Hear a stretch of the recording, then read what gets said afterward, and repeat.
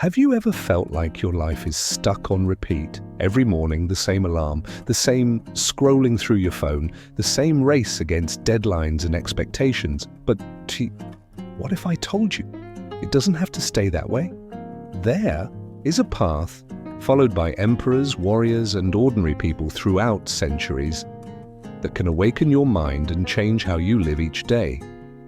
That path is called Stoicism, not filled with empty motivational quotes, but rather with solid, practical principles that teach you how to master your emotions, control your thoughts, and move with clarity through life's chaos. In this video, you'll be guided through 12 powerful meditations, not just words to listen to, but messages to truly wake you up. Each one is like a gentle slap to your mind, pulling you out of the fog and reminding you that you can live differently. By the end of this journey, your mornings won't be spent on autopilot anymore. Instead, you'll start them with clarity, purpose, and inner strength, perhaps stronger than ever before. So don't look away. Let's begin with the first lesson, a truth so simple yet often forgotten. 1. Remember, you could die today. You wake up, your phone buzzes, work emails, social media notifications, unpaid bills. You jump out of bed, diving headfirst into the day without pausing to notice the most important truth. You are still alive. It may sound ordinary, but it's actually extraordinary. And yet, we often rush past this miracle without a second thought. Remember, you could die today isn't a grim warning. It's a reminder to see life through a different lens. Like capturing a sunset, the light only lasts a few moments, so you pay attention and savor it. Life is the same, but we live as though there's always tomorrow. Picture yourself sitting with someone you love, maybe your dad, your mum, or a close friend. You scroll your phone. You give half-hearted replies. But what if you knew this was the last time you'd sit beside them? Would you act the same? Every glance, every word would suddenly matter deeply. Not because they were special, but because you chose to make them special. It's strange. When we come face to face with death, we suddenly live more clearly. A friend of mine survived a motorcycle crash. Lying on the pavement, he didn't think about work, money, or big plans. His only regret? That morning, he snapped at his wife over the wrong coffee. Since then, he never leaves the house without kissing her goodbye. Not out of fear, but because he finally sees what truly matters. Seneca once said, "Let us prepare our minds as if we'd come to the very end of life." This isn't about being dark or morbid. It's about being intentional. Complain less about the rain. Send that message to someone you love, even if it feels awkward. Stop putting off your dreams because you think there's time. Every morning, take just 30 seconds and ask yourself, if today was my last day to do, who would I want to see? What would I want to say? What mistake would I never want to repeat? Write down one thing, just one. Then do it. Not to become great, but simply to ensure that when life knocks for the final time, you will have no regrets. Something powerful happens when you live as though death is quietly watching. You begin to appreciate everything, even the parts you once wanted to throw away. But here's the real question. Will you realize what you have before it's gone? When you start viewing life through the lens of what if today were your last day, everything familiar suddenly becomes much more precious. But there's still another profound truth we often overlook every single day. You already have so much to be grateful for, yet you rarely realize it. Appreciate what you already have. Each morning, you wake up, check your phone, and what do? You see, someone just returned from a luxurious trip to Europe. Another friend bought a new car. Someone else got promoted. And just like that, your day quietly begins. Not with gratitude, but with a sense of lack. If it's not the lack of sleep, it's the feeling of missing out. If not money, then the life you think you should be living. But pause for a moment and ask yourself, did I open my eyes today? Can I still see clearly? Is there someone I can text right now?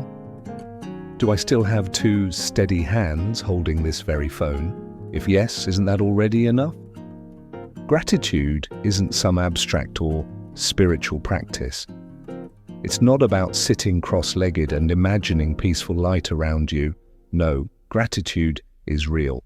Gratitude is remembering that miserable night you had a fever and no one was around to help. Gratitude is realizing that today, as you eat, the lights are still on, the internet is stable, and your stomach isn't aching from hunger. Gratitude is that simple moment when you take a bite and quietly whisper to yourself, yeah, life's actually not so bad. Marcus Aurelius once wrote a profound yet overlooked line. Do not set your mind on things you don't possess as if they were yours. Instead, count the blessings you already have and imagine how much you would desire them if they weren't yours anymore. Imagine losing everything you have today. Wouldn't you suddenly see the immense value in even the smallest things you once ignored? I once met a man named Daniel, a mechanic living in the quiet suburbs. His life simple, ordinary even, but one afternoon while fixing a customer's tire, he said something I'll never forget. I used to dream of being a boss, then I broke my leg and spent 3 months stuck in bed. Now, all I want is to get up, drive to my shop, sip my morning coffee and shout at the air compressor when it breaks. For him, life became pretty decent once he stopped forgetting what he once lost. Want to start practicing gratitude? It's easier than you think. Before going to bed tonight, simply look around your room. Pick one thing, just one, that you'd really miss if it were gone tomorrow. Maybe it's the air conditioner on a hot night. Maybe it's your mattress or the soft glow of your favorite lamp. Then ask yourself honestly, did I live today as if I was grateful for that? You don't need to write in a journal, just slow down, even for a few seconds. And tomorrow morning, imagine waking up to find it all gone. What would you miss the most? Drop your answer in the comments. Tell us something you used to take for granted, but now see as a true blessing. And if you ever need a daily reminder that your life is far from ordinary, hit that subscribe button. You're not lacking. You've just forgotten what you already have, but there's something deeper still. Because sometimes even gratitude can be clouded by all the noise and clutter we surround ourselves with. So how do we clear our minds and simplify our lives to focus on what truly matters? When you start appreciating what you already have, you begin to see more clearly what truly deserves your attention each day. But life, full of unpredictable twists, often pulls us into worrying about things beyond our control. So, how do you remain calm amidst what you cannot change? 3. Control what you can. Control, there's a simple truth many often forget. You cannot control the world, but you can always choose how you respond. You can't stop the rain from falling, but you can bring a raincoat. You can't control what others say about you, but you can decide whether you let it ruin your day. Epictetus once said, "Freedom is the only worthy goal in life. It is won by disregarding things that lie beyond our control." True freedom isn't about doing whatever you want. It's about not letting yourself be ruled by what you can't influence. Listen to the story of Jack, a single dad working as a delivery driver. One evening, just as his shift ended, a customer cancelled an order. In a flash, Jack lost $200. All furious, He was ready to call back and argue. But right then, his little daughter ran up and hugged him tightly. "Daddy, you're home! I've been waiting for you!" Jack paused, looked at her, hung up the phone and smiled. "I'm starving. Let's eat." The anger didn't magically disappear, but he chose what was truly worth responding to. That moment didn't just change his evening, it created a memory his daughter will carry with her forever. So how do you build this mindset? Start with a simple habit. Whenever frustration or helplessness arises, ask yourself, can I actually change this? If the answer is no, then the best thing to do is to let it go. Not giving up, but letting go, like setting down a heavy stone you've been carrying all day. Be like Jack. Choose your response like someone in control rather than letting emotions dictate your reactions. And if this message speaks to you, don't wait for someone to remind you to like the video. Do it because you choose to, because this, right here, is something within your control. When you learn to control what you can, you've already come a long way on the path to self-mastery. But there's an even subtler, and often more difficult, challenge ahead. It's the choice you face between reacting instantly or holding steady in calmness. Not everything needs a reaction. Think back to the last time you scrolled through social media and spotted an irritating comment. Your fingers probably itched to type a comeback, eager to put them in their place. Reacting feels almost natural. But the moment you choose to pause, you are practicing one of the greatest mental strengths taught by Stoicism. Not everything deserves your reaction. Consider this. How many times a day do you find yourself responding to things that don't really matter? Someone cuts you off mid-sentence. A reckless driver swerves past you. Someone leaves you on scene without replying. Immediately, you feel disrespected and want to strike back. But what happens if you simply don't react? Epictetus once said, "If someone succeeds in provoking you, realize that your mind is complicit in the provocation. Others are not Paul." So next time someone annoys you, try this. Count down from 5 to 1. Not to calm yourself, but to create space. Space where you can choose how to respond or simply let it go. Choose freedom. Because true freedom isn't about doing whatever you want. It's about not letting anyone else control your inner world. React less. Be more present. Live by your values, not by someone else's game.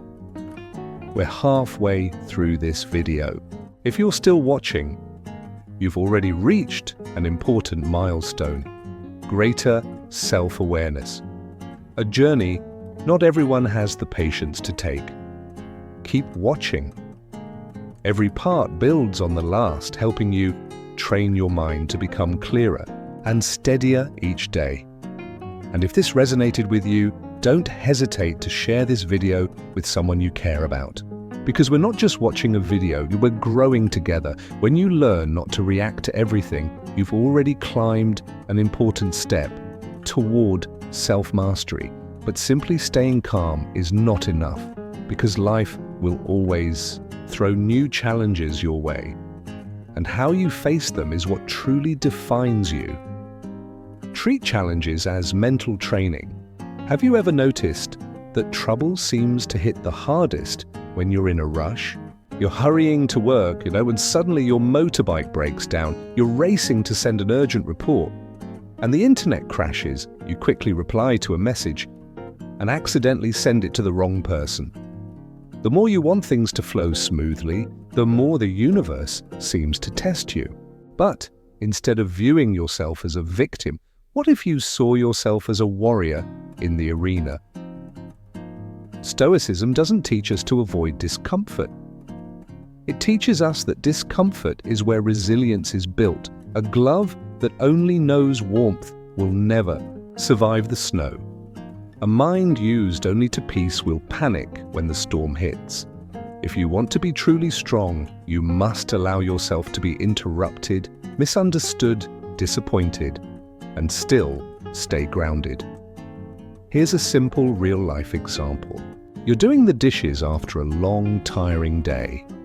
Suddenly someone casually says, "Wash them properly this time. There was still grease yesterday."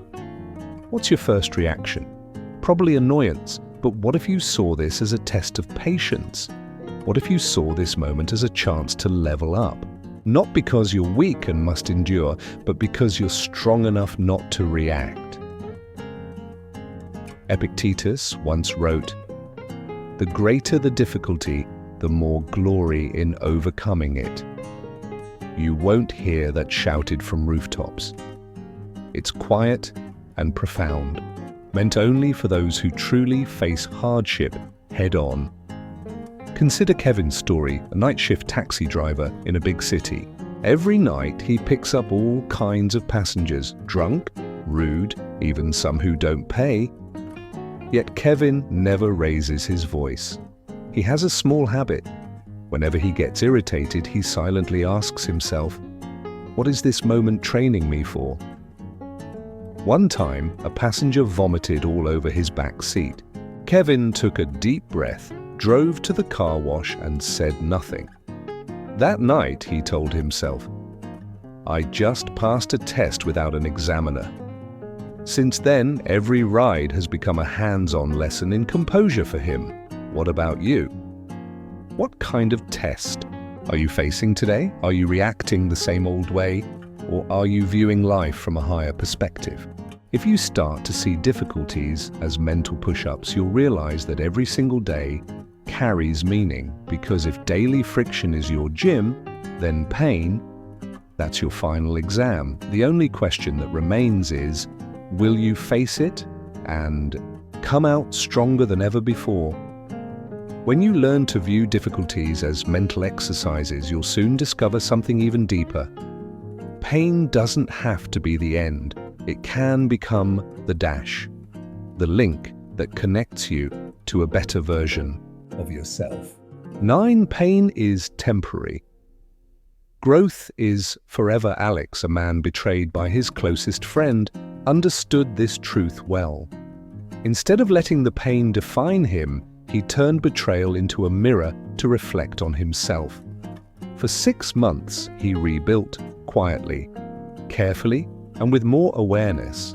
No one could hear the pain in his voice anymore, but deep within, a stronger foundation had been poured after the collapse. So ask yourself, will you let your pain be the period that ends everything, or the dash that continues your story?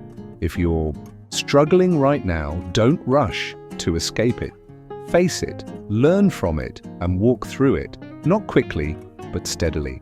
If you're ready to live that way, ready to turn pain into your source of strength, drop a comment, "Stronger through pain." Let that be your turning point. 10. Discipline brings freedom. Morning hits. Your alarm goes off. You snooze it, sleep a little longer, then rush out of bed. You brush your teeth hastily, skip breakfast, and swipe through TikTok with a foggy mind. At that moment, ask yourself, who's really in control of your life? Is it you, or just a chain of unconscious habits? Discipline, often seen as dull or rigid, is actually the key to true freedom. We think freedom means doing whatever we want, but if doing whatever we want leads to hours of Netflix, endless snacking, and constant procrastination, that's not freedom, that's being trapped. Discipline is about training your mind not to surrender to every passing urge. For example, you promise to read every day. You're tired, but still, you read 2 pages, just 2 pages, but they send a clear message.